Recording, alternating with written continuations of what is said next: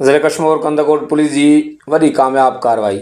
Motorcycle lifter gang जा 3 जवाबदार गिरफ़्तार ऐं 12 चोरी थियल मोटरसाइकिलूं हथ कयूं वेयूं।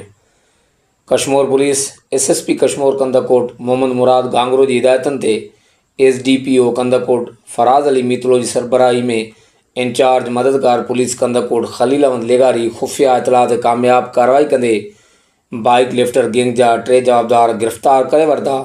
कार्रवाई दौरान जवाबदारनि जे कब्ज़े मां 12 अदद चोरी थियल मोटरसाइकिलूं हथ कयूं वेयूं।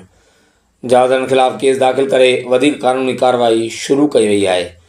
गिरफ़्तार जवाबदारनि में मीर ख़ान वलद प्यारो समय जो, साकिब वलद आरब सोरियाणी, ज़ुएब शाह वलद रजिब शाह। बरामद थियल मोटरसाइकिलूं क़ानूनी कार्रवाई मुकमल थियण बाद असुल मालिकनि हवाले कयूं वेयूं।